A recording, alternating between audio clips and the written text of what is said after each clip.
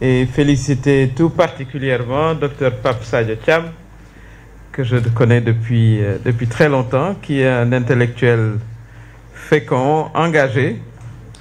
Et je me réjouis aussi de la moyenne d'âge de cette salle, qui est relativement jeune. Mais il s'agit de solidarité intergénérationnelle, n'est-ce pas, Mao? Et il n'y a pas de jeunes ou de vieux combattants, au fond. Ce qu'il y a, c'est des femmes et des jeunes épris de justice et qui se lèvent quand ils considèrent que, justement, la justice est bafouée. Et donc, je voudrais également appeler les jeunes, parce qu'il y a une culture de jeunisme qui se développe de par le monde. On a tous été des jeunes, on a eu 1 an, 18 ans, 60 ans, 80 ans. Je salue par exemple l'honorable député Allakan, qui est resté un combattant, qui reste un combattant, que Dieu lui prête encore longue vie. Parce qu'au fond, ce qui compte, et je voudrais que les juristes prennent cela en compte, parce que je pense que tu l'as dit, Mao, je tutoie parce que nous nous connaissons depuis très longtemps, nous avons été camarades pendant longtemps. C'est l'idée que l'on se fait également de la justice. Parce qu'il y a plusieurs modèles, évidemment, de système judiciaire de par le monde. Il y a eu beaucoup de réformes qui ont été engagées pour rendre notre système judiciaire plus indépendant. Mais ce que moi j'ai compris par l'expérience, je crois, que j'ai un peu accumulé quand même, c'est que nous vivons une crise de l'éthique et de la morale.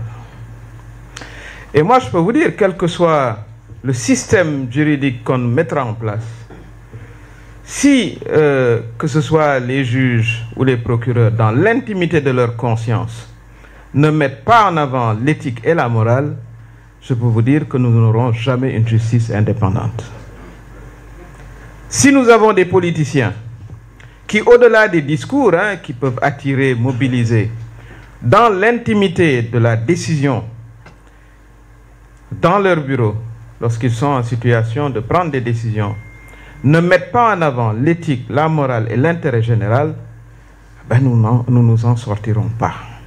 Et je considère que l'Afrique, en particulier, a une sérieuse crise d'éthique et de morale.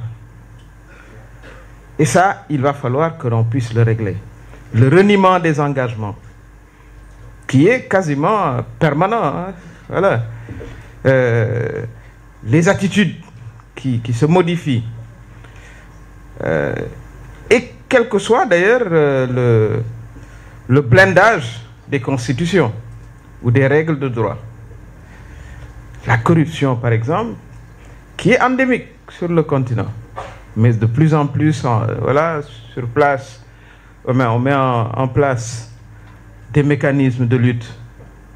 Mais vous savez, l'ojo to l'ojo, comme disent nos amis gambiens, nos frères gambiens, hands to hand, les dessous de table ou les kickbacks, comme disent les anglophones, il n'y aura jamais de témoin à part Dieu. Donc la seule barrière, au fond, ce ne sera ni la loi, ni la constitution, ce sera sa propre morale. Et comment devons-nous élever ou réélever les standards de morale et d'éthique dans notre pays? Je crois que c'est une sérieuse question qu'il faut à laquelle nous apportions une réponse. Est-ce qu'il faut commencer par le jardin d'enfants? Est-ce qu'il faut rappeler nos textes religieux? Parce qu'il y a aussi une dichotomie là-bas. Bon, dans toutes les religions, tu ne voleras point. Mais les églises et les mosquées sont remplies de gens qui volent tous les jours. Donc, comment on va régler cette question qui me paraît être centrale? Et ça, il faudra peut-être inviter les anthropologues, les psychologues, enfin, toute une catégorie de professionnels pour régler cette question. Si vous regardez la question de la corruption, Mais elle commence au plus bas. Parce qu'il faut aussi qu'on ose, disons, faire nos propres introspections. Mais la corruption, elle est dans notre société, hein, sous toutes ses formes possibles. Toutes ces formes possibles. Pas seulement dans l'administration, hein, en haut, mais en bas. Les stocks médicaux, dans les dispensaires qu'on revend alors qu'ils sont gratuits. Chaque fois qu'on a une opportunité face au bien public de se servir d'abord, on ne se gêne pas. Et ça traverse notre histoire. On espère justement qu'à partir de maintenant, cette histoire va faire sa propre révolution. Mais pour moi, c'est la révolution de l'éthique et de la morale qui doit être envisagée. Parce qu'au fond, les textes de loi sont le reflet de nos sociétés. Parce que la loi, c'est une codification, hein, les juristes sont là. L'apartheid, qui était le plus inique des systèmes, mais était extrêmement codifié à travers des lois. Donc ce n'est pas la loi, c'est l'essence de la loi et le contenu de la loi qui compte. Même l'esclavage était codifié. Il y avait un code de l'esclavage, ça s'appelait le code noir.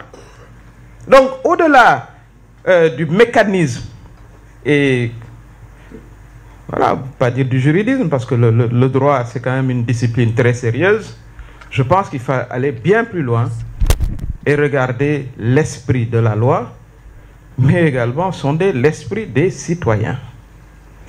C'est pour ça qu'à mon avis, la question, on ne va pas dire révolution, parce que dès que vous dites révolution, les gens voilà, qui s'en souviennent pensent au Pol Pot et autres là, parce que c'était aussi sous le régime de la révolution culturelle, n'est-ce pas, Souleymane Anta, que voilà, beaucoup de droits ont été bafoués. Mais il faut nécessairement un changement des comportements et des manières de penser. Et ça, il va falloir qu'on s'y mette, qu'on révise nos curriculums d'école. Que la presse, parce qu'on a quand même un sérieux problème avec la presse. Parce que les modèles que l'on vend aux citoyens sont des modèles basés sur le consumérisme. Soit amulé khalis, bokulo. Et qu'on parle aussi à mes sœurs, les dames. Soit khaysoulé, bari or, bari nangam nangam, bon, bokulo. Et si c'est ça la valeur essentielle dans une société, qui se dit d'ailleurs, voilà, religieuse, les normes, etc. Mais il sera très difficile de lutter contre la corruption. Très difficile. Parce que vous savez, à l'arrivée, si on n'embarque pas un changement de comportement général, c'est-à-dire le peuple avec nous dans nos nouvelles valeurs, vous aurez ces contre-valeurs qu'on devra affronter rapidement. Mais dit au Khamoul Teranga, voilà. Moi je l'ai entendu 1000 fois. Hein. Ah oui, Mimi, elle est bien, mais du joxe khalis. Ah oui, Mimi donne joxe khalis, c'est une vie. Mais ça, c'est ancré dans nos valeurs. C'est de l'anthropologie, effectivement. Adieu. Bon, amulé khalis bu bari da ngay jël 50 000 def ko ay billets 500 ndax enveloppe bi deul. On le sait aussi, bon, malheureusement aussi, voilà, aucune sphère n'est épargnée. Donc, vraiment, je voulais aussi interpeller nos penseurs pour que cette dynamique soit prise en compte. Elle n'est pas facile, mais je pense que le monde aujourd'hui dans lequel nous vivons a besoin de redéfinir et de redécouvrir l'éthique et la morale et surtout l'humanisme, parce que les trois vont ensemble. Aujourd'hui, nos sociétés, ce qui compte, c'est le dernier iPhone, c'est la grosse voiture, c'est la maison, etc. Mais lorsque vous êtes honnête, humble et simple, voilà, vous n'intéressez personne. Vous n'intéressez même pas les électeurs.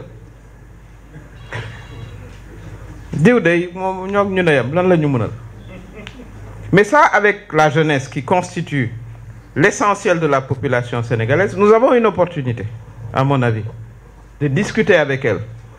Malheureusement, on a également, avec les réseaux sociaux, l'importation de modèles. Alors, je vois que l'Amérique, bon, pour des raisons qui ne sont pas seulement de préservation de sa jeunesse, a interdit TikTok. Je crois que c'est dans une guerre commerciale aussi.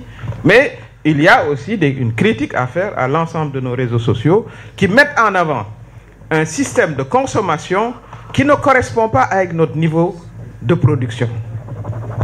Le Sénégalais vit largement en dessus de ses moyens. Et ça, il faut une campagne, à mon avis, pour le mettre en avant. Regardez le nombre de fêtes. Tabaski, Korité, bon, je ne cite pas les fêtes religieuses pour que nous ne me mêler, mais il y en a pas mal. Etc., etc., pour un seul salaire. Donc il n'y a pas d'épargne, ça les économistes le savent. Une société qui n'épargne pas va avoir du mal à se développer. Parce que c'est à partir de l'épargne qu'on peut avoir d'autres activités qui ne sont pas des activités de consommation, qui sont orientées vers la production. Mais tant qu'on est dans un système d'endettement personnel permanent, c'est difficile d'y arriver. Ce qui nous renvoie encore une fois à l'idée d'une révolution des comportements, on va dire comme ça, pour ne pas dire culturel. Et vraiment, je salue encore une fois je vois Madjei qui a beaucoup de choses à dire sur la révolution culturelle, concept voilà, avec lequel on a travaillé aussi ensemble pendant très longtemps. Je voudrais demander au Monsieur le Président de séance, de m'excuser, je ne suis pas au mieux de ma forme, mais je tenais à être là parce que je crois que lorsque Pape Sadio démarrait, je crois que j'étais aussi débutante dans ce processus et je souhaite qu'il soit élargi. Je souhaite que nos débats se tiennent aussi parfois en langue nationale. Je souhaite qu'il soit décentralisé. Je souhaite également qu'il cible tout particulièrement les jeunes dans un format approprié, les lycées, terminale, première terminale, nos facultés, et également qu'on puisse embarquer nos radios et nos télévisions surtout. Je pense qu'il faut leur proposer des créneaux horaires avec les thèmes que nous choisirions, mais également qu'on puisse avoir avec nous des chefs religieux qui puissent également prendre en compte cette dimension parce qu'elle est transversale. Le changement de notre société est complètement transversal. Donc il faut qu'on identifie les meilleurs d'entre nous qui, dans leur pratique, dans leur savoir, dans leur volonté de contribuer au changement, sont disponibles et que nos jeunes puissent également échanger avec nous, parce que nous n'avons pas la seule vérité. Loin s'en faut. Parce que je crois que quand les choses ont commencé, bon, il y a toujours des anciens turbulents, mais la plupart des anciens disaient non, ndank, ndank, ndank. Mais lolu ndank day fek ki nga ko sékkal mom di def ndank. Waye buy foncer jëm sa kaw, bo foncer wul jëm kawam, dara du sotti. Kon ils avaient bien raison eux aussi de foncer.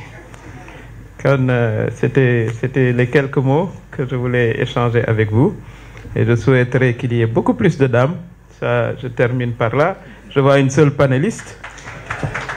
Elles sont 54, elles sont presque la moitié de la population. On a dit 49, mais je ne crois pas. Je pense qu'on a mal compté. Parce que depuis tout le temps et dans le monde entier, parce que Dieu sait bien faire les choses. Il y a autant d'hommes que de femmes. Et elles sont également porteuses de valeurs. C'est elles qui les transmettent. Donc elles doivent jouer un rôle fondamental dans la transformation. Donc il faut que nous les identifions, qu'elles viennent participer à nos échanges en bien plus grand nombre. Je vous remercie et je voudrais bien, avec votre permission, pouvoir m'excuser. Merci, merci. Merci.